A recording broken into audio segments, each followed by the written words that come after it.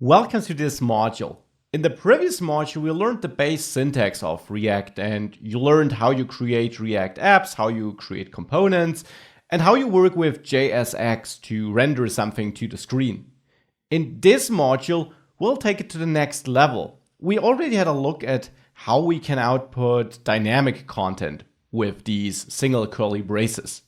In this module, we'll have a look how we can also output content conditionally. So for example, that you only want to render a certain part of your DOM, of your HTML code if a certain condition is true, and how we can output lists of data.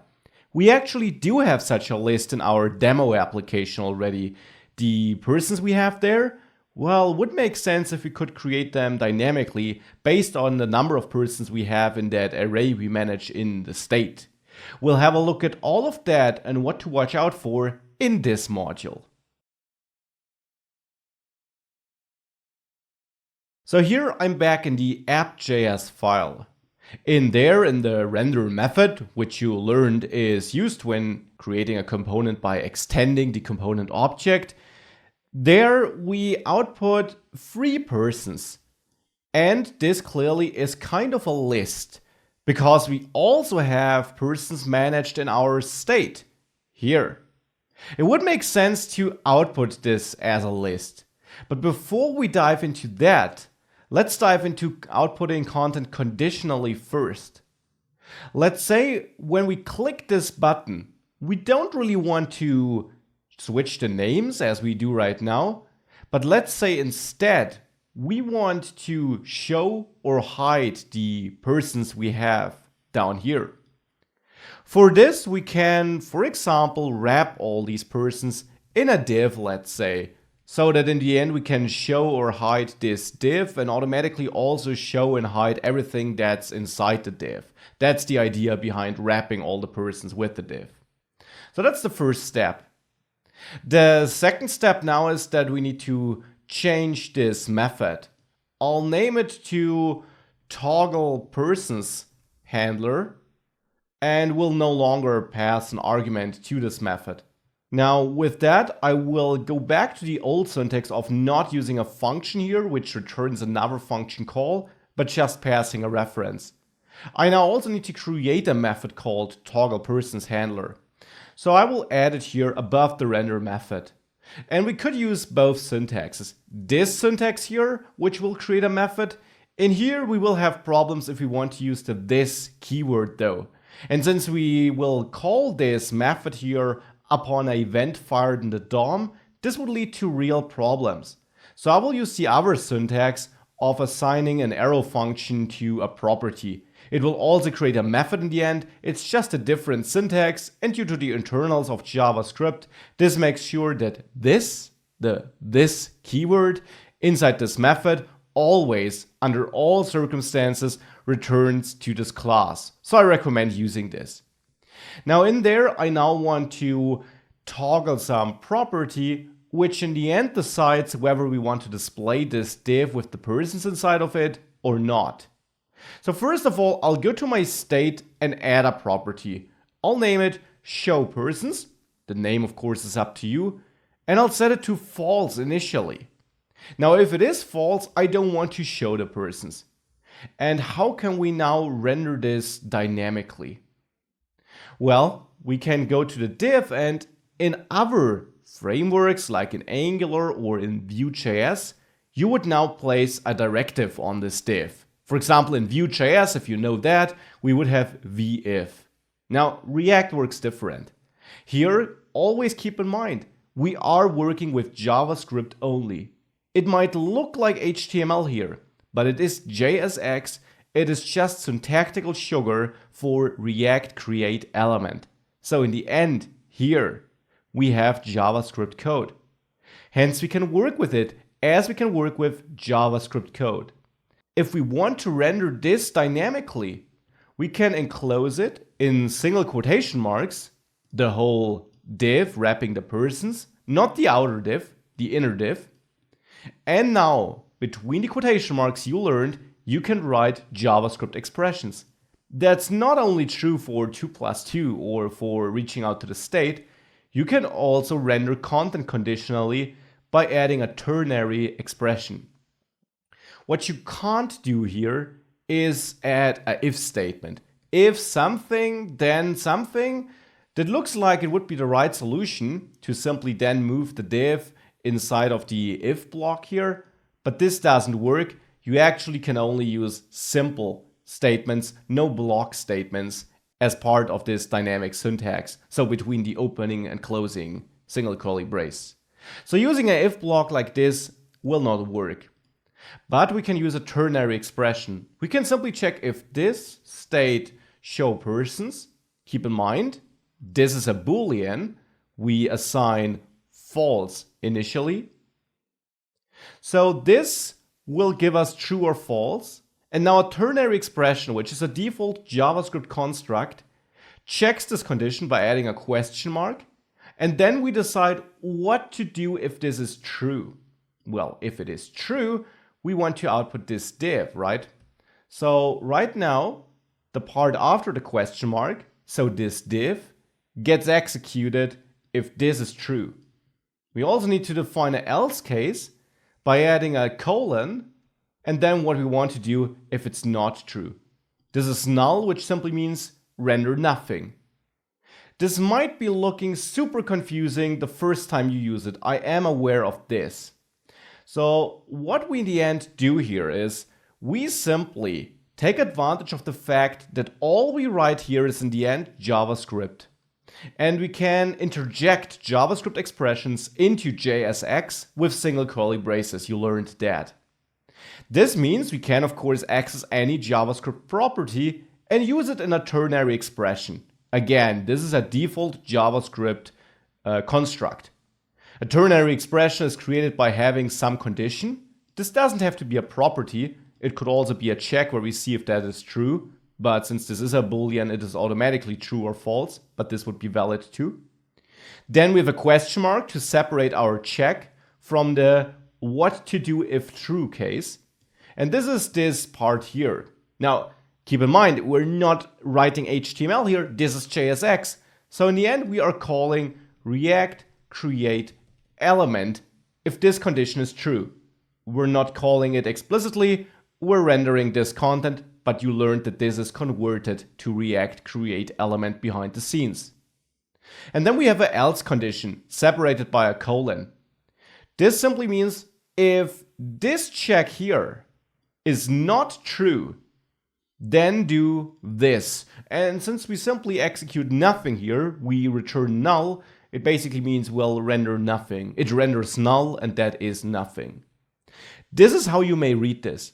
Again, may look super strange, but makes perfect sense once you wrap your head around how JavaScript, how React actually works. It's all JavaScript. Now, with this, let's complete our logic by making sure that the toggle person's handler correctly switches the state. So we can simply set const does show, create a new constant in there, which is this state show persons. This is either true or false. It's the current state. And then we call this set state to adjust the state. And now here we simply set show persons equal to what does show is not by adding an exclamation mark in front of it. This simply converts it. If does show is true, it will set show persons to false. If does show is false, it will set show persons to true. And again, important, this gets merged with the other state. Set state with an object where we only set show persons does not mean that the entire state gets replaced with show persons only. The old state, persons and other state, simply is not touched. React merges the updated show persons value for us into this state. This is what's happening here. Now, with that in place, we should be able to save this code and make sure that npm start is running, and then head over to your running application. Over there, if you click switch name, you now see the persons. We get that warning we already got in the last value that for some of these persons we're not actually setting up two-way binding correctly. We can ignore it here though. Actually, it even is a good thing we get it here. It clearly shows us that React didn't hide the values before. Otherwise, we would have gotten this warning right at the start. When we reload the page, we don't get it. We only get it once you click the button. So React does really only render these elements once our condition is true. If I click again, it's hidden. Now I can also confirm this by inspecting the DOM. If we take a closer look into our root element into the app, we see that button here, and below the button there's absolutely nothing. Now watch this part on the right here once I click the button. You saw this div blink up? This is this new div with our persons. It was really just added, rendered to the DOM, once the condition was true. This is how this works in React. Now I'll just update the caption of this button to toggle persons, but that's only a cosmetic change. We already got a working conditional check. Now writing conditionals like this though does work, but can also lead to confusing JSX code if you have a lot of possibly even nested checks. So I will show you an alternative to this in the next lecture. In the last lecture, we learned how to render content dynamically, conditionally I should say, and that we simply take advantage of the fact that everything here is JavaScript. And that's generally the mantra of React. Everything is JavaScript. I also mentioned that using this ternary expression as we do here is not necessarily optimal. Here it's perfectly fine, but as our application grows and as we possibly nest conditions, it can be hard to keep track of which expression is responsible for what and to spot them in our JSX code.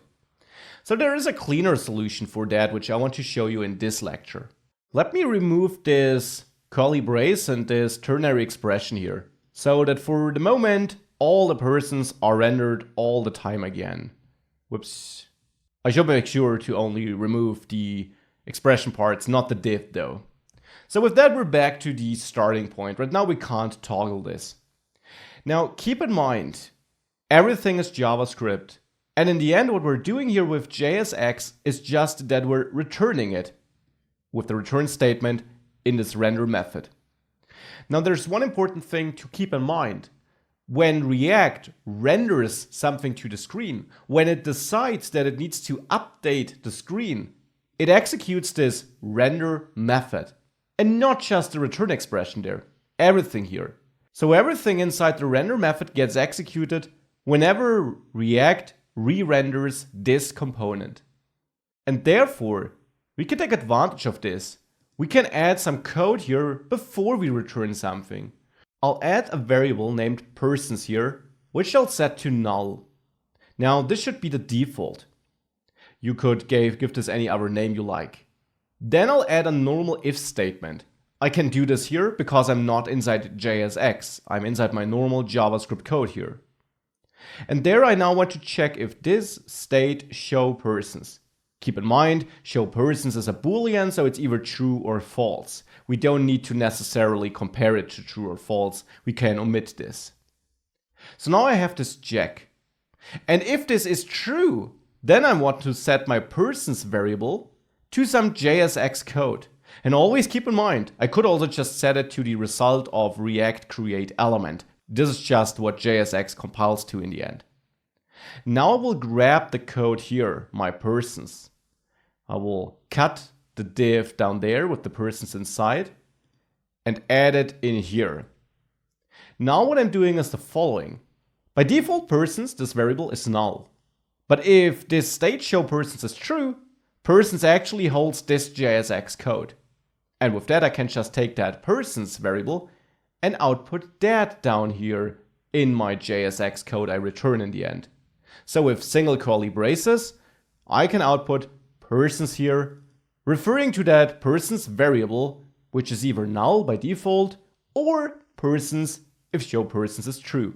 And since render gets called whenever React checks if it needs to re-render this page or this component, I should say, since this happens every time a re-render occurs, we make sure that we always take the latest state we have into account and either render nothing or the persons. Because keep in mind, one of the two things triggering an update is a state change.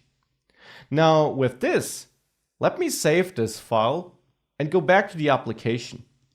There, we go to the console, we don't see an error. I can reload the page to clearly see that we are using the latest version. And now let me click toggle persons. And as before, you see the same behavior. We can really toggle this, but now we're using this more elegant way of kind of outsourcing this check from the JSX we return to a variable we conditionally assign before returning. Still in the render function though, but before returning this. With that, we keep the JSX we return, and therefore our core template of this component, you could say, we keep it clean. And we make sure that we only have this tiny reference here, persons, inside of it to either render nothing or all the persons. This is actually the preferred way of outputting conditional content, and it's the way I would recommend using. Over the last lectures, we learned how to output content conditionally, and that we simply take advantage of the fact that everything is JavaScript. Now I want to render my list of persons. Thus far, we're not really doing this in a dynamic way. We have a couple of persons here in our state, and this should be our single source of truth. This should be our data source. In bigger applications, in real applications, this might be populated from data or with data you fetch from a server. So here we got an array of persons. But in the JSX we return, here in our conditional now, we simply hard-coded 3 persons and manually assigned the data to the different persons in our array. This of course is super inflexible. If we ever change something, if we add a new person or remove one, this will basically break. And we can't even address a specific person when updating it like we do here with the click or the changed handler. This is all not really working in the way it should work. So let's learn how we can output lists of data, arrays basically, and how we can also then interact with them, update them, and correctly change arrays in our state. We'll focus on all these things over the next lectures. So let's start with outputting this as an actual list. If we have a look, we get 3 elements in this persons array on our state. Now, again, in other frameworks, which you might know, if you don't, that's no problem. It's different here anyways. In other frameworks, like in Vue, you would have a directive v4 or in Angular ng4. Now, in React, you don't have that because guess what? Everything is JavaScript here, as you learned. Just as with conditional content, which we handle here with normal JavaScript, we also handle lists with the default tools JavaScript gives us for working with lists. How would this look like in our case here, where we have the persons? Well, we would again use single curly braces to render something dynamic within our JSX code. And then we want to render our persons array in the state. So this state persons, simply referring to this array. Now this alone won't do the trick. That's an array of JavaScript object, not something we can convert to HTML, not something React would understand here. So we need to convert this array of JavaScript, which is not valid JSX, to valid JSX.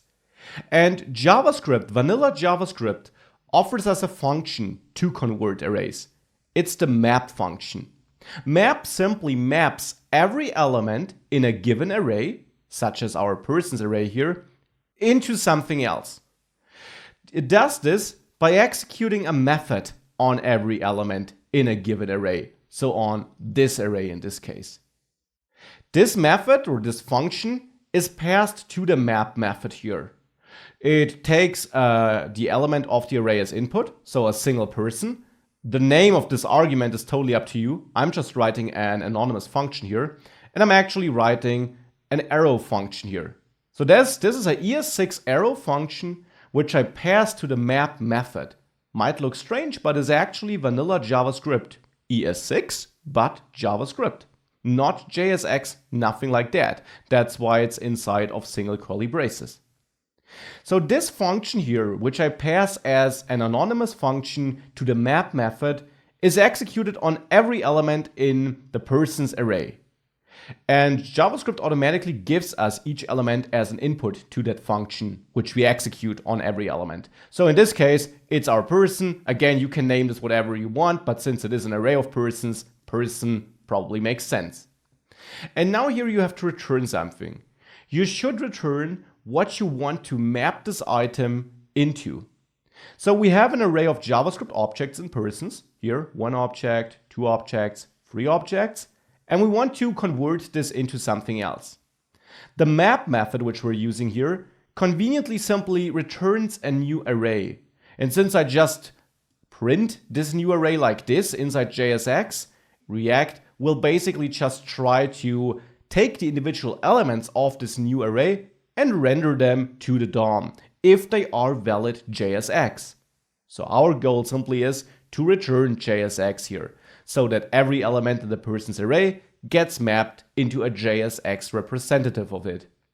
So here I want to map it into a person component in the end, because each person JavaScript object can be represented as a person component in my project here.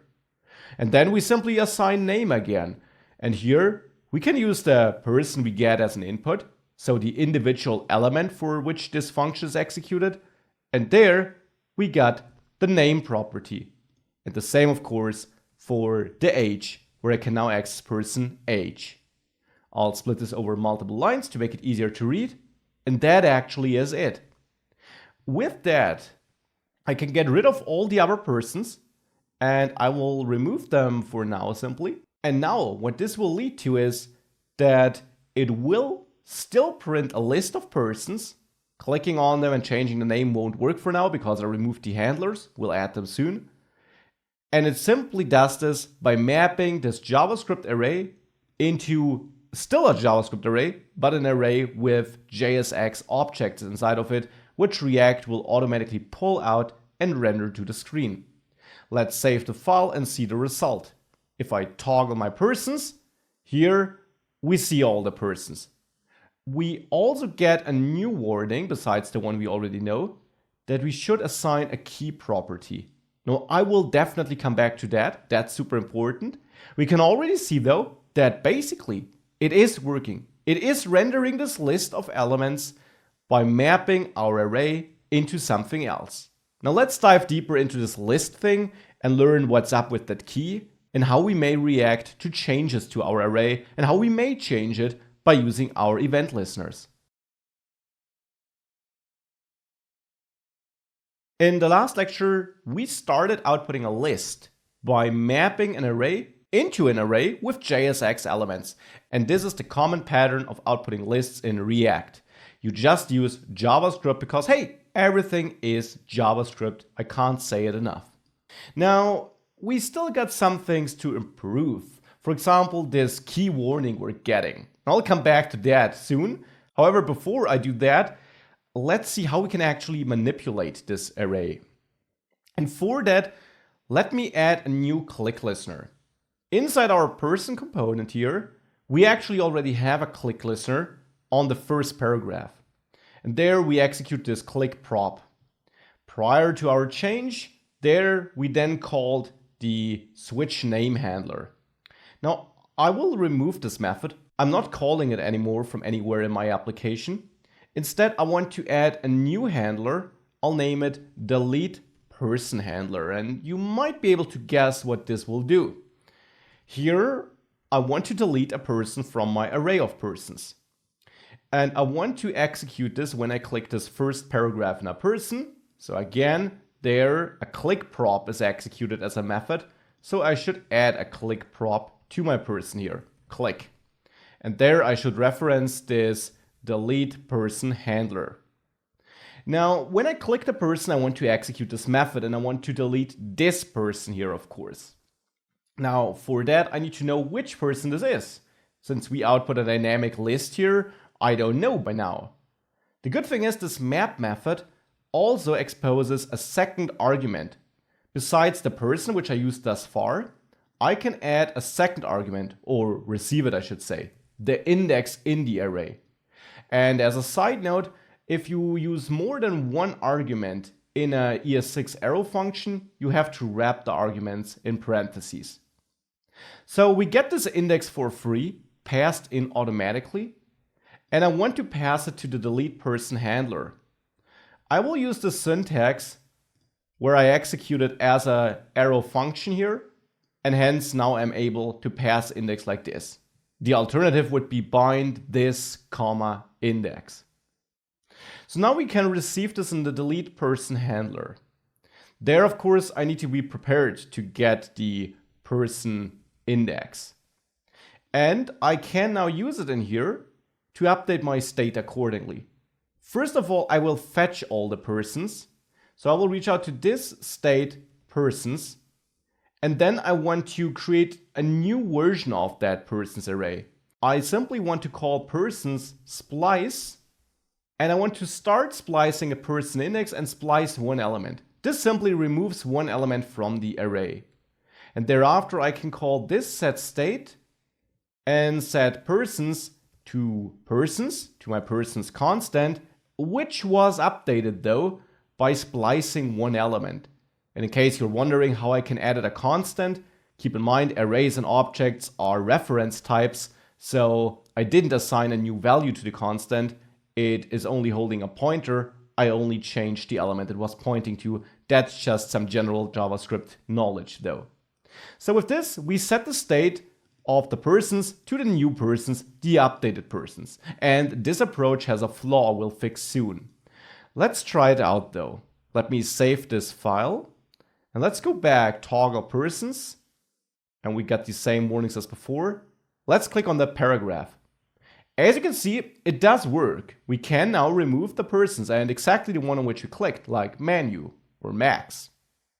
However, I said that this approach has a flaw. And I will dive deeper into that flaw in the next lecture.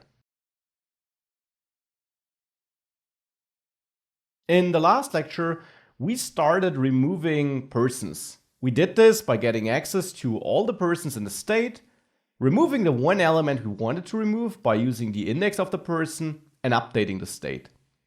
The flaw of this approach is that in JavaScript, objects and arrays are reference types.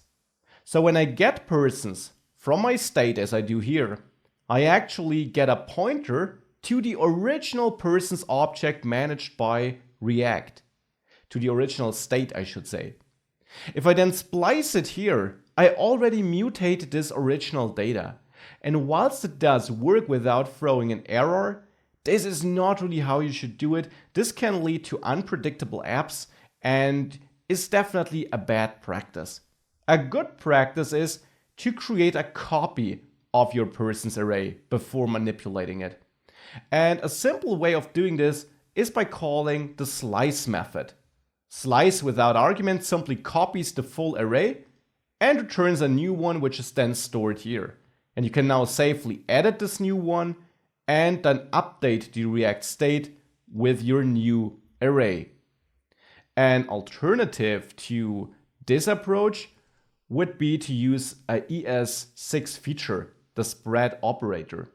You can simply set persons equal to a new array, and this new array can now use the spread operator, which are 3 dots. Might look strange, but this is a JavaScript operator, where you now reach out to state persons.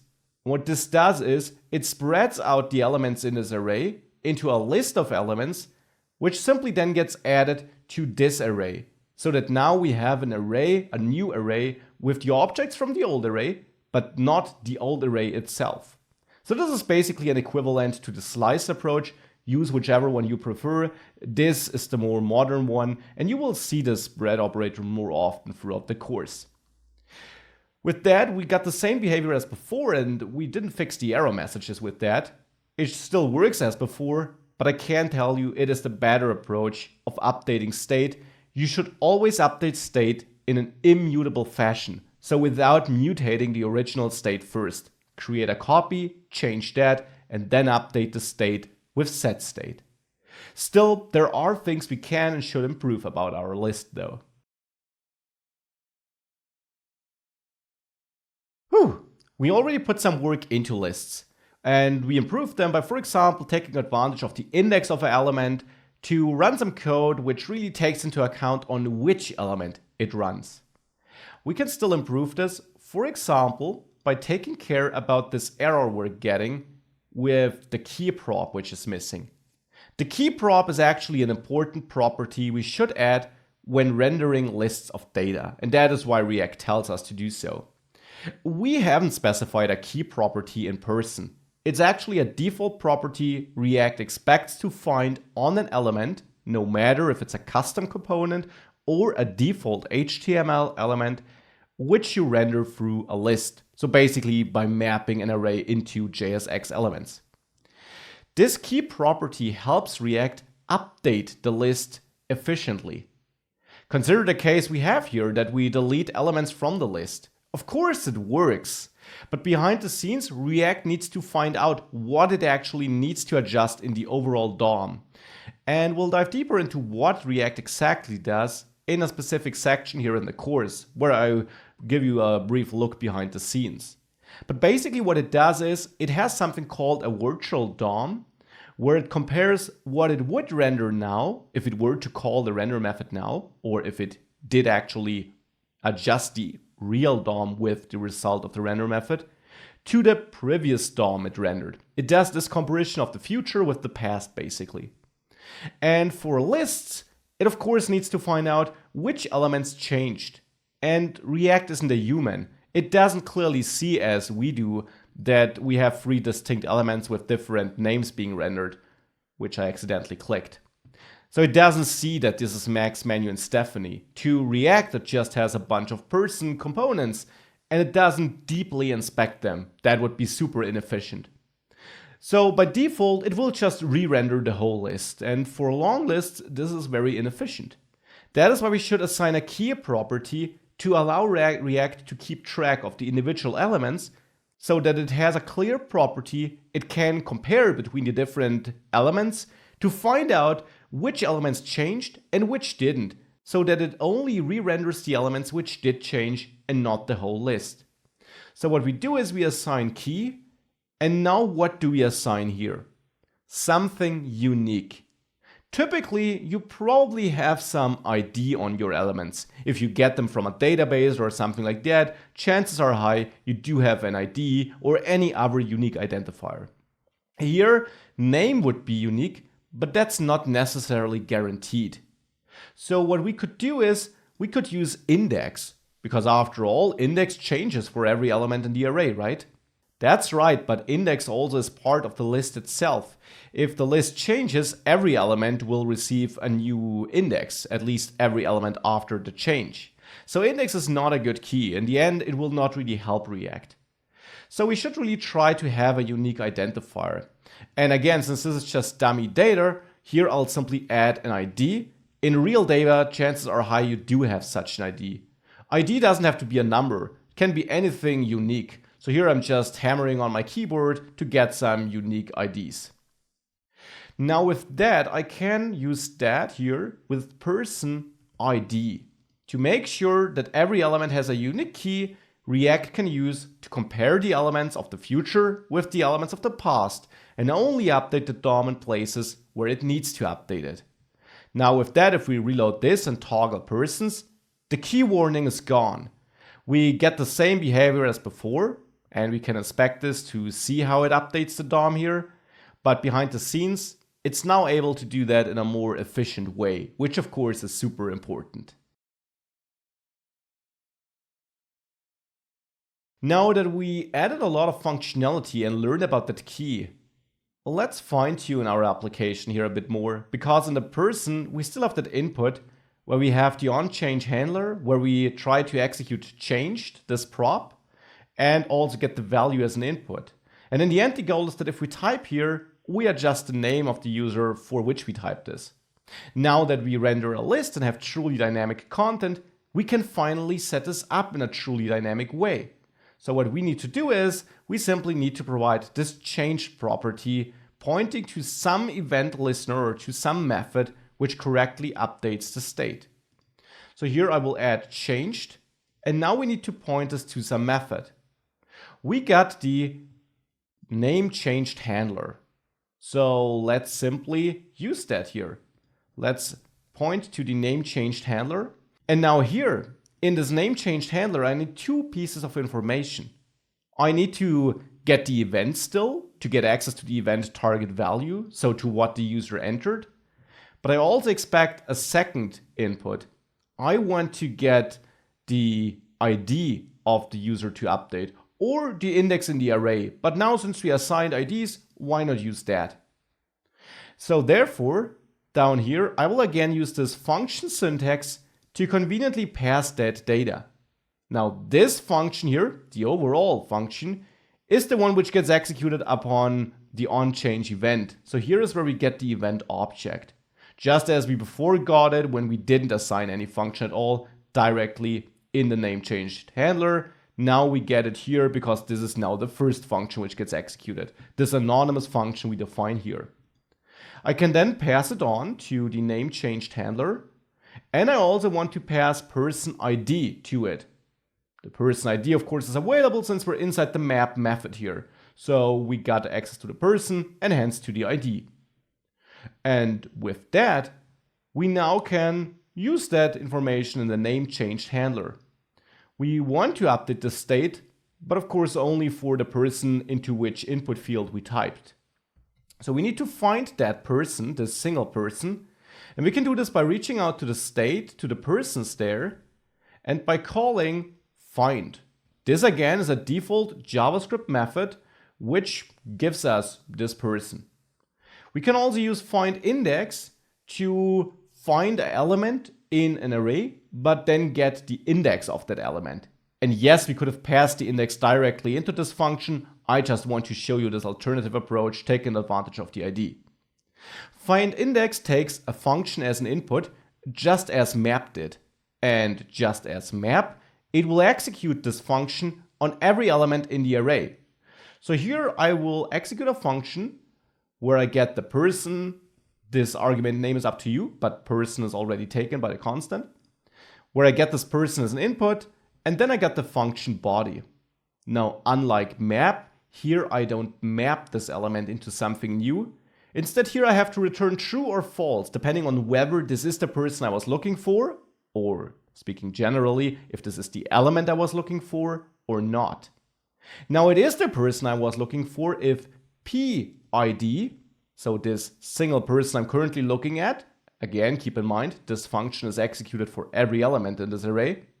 If that is equal to the ID I receive as an argument to this function. If that's equal, that will return true. And then person index, maybe is the better name, will hold the index of the person in the array for which the IDs are equal.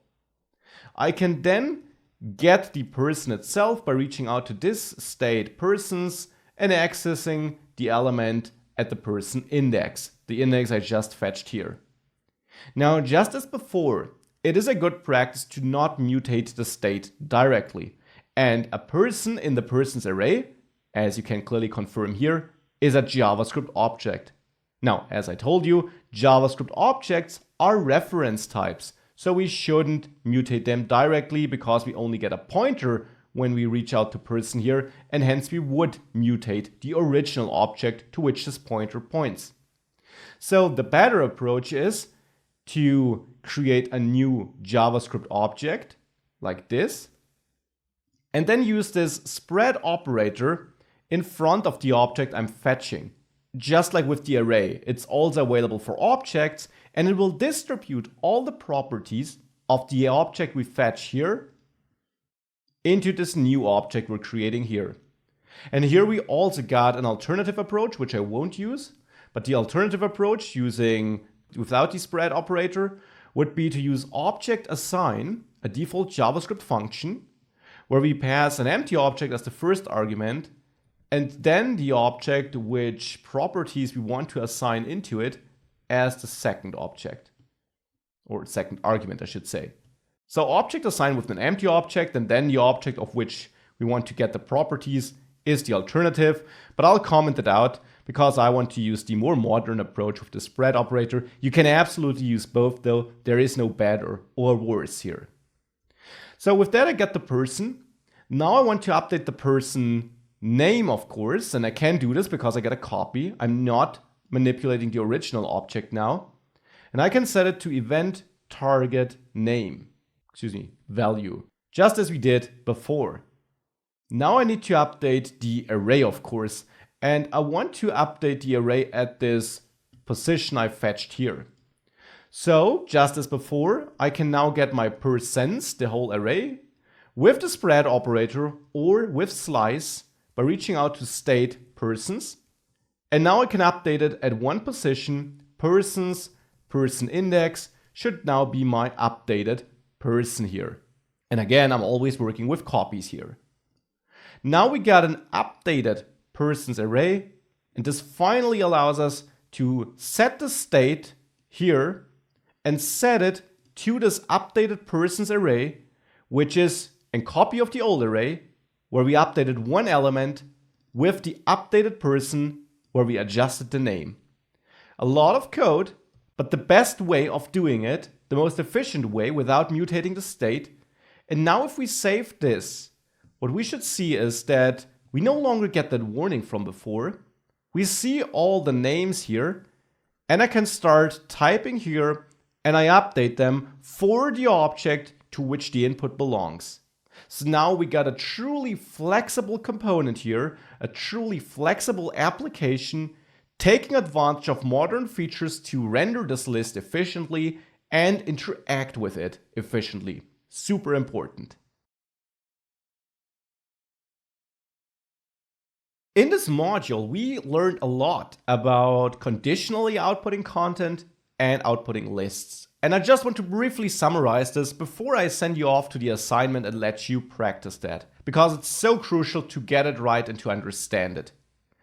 We did learn two important things: that we should output content conditionally by using JavaScript, and the same for lists. Everything is JavaScript. Key takeaway.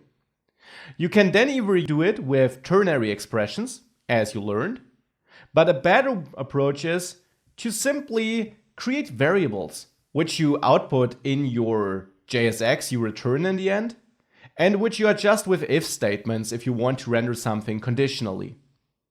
And if you want to return or render a list, you use the map operator, a default JavaScript method you can use on arrays to map your JavaScript array of objects or strings or whatever is inside of it into an array of JSX elements. And React will then pull out these elements and render to the screen for you. You also learned that map gives you not only the element for which it's currently executing this function, but also access to the index, if you need that, for example, to remove an element, that you should add this key to let React efficiently update everything, and that you have a couple of tools, as you can see here, for updating the name, to really execute code on the element of a list on which something really happens.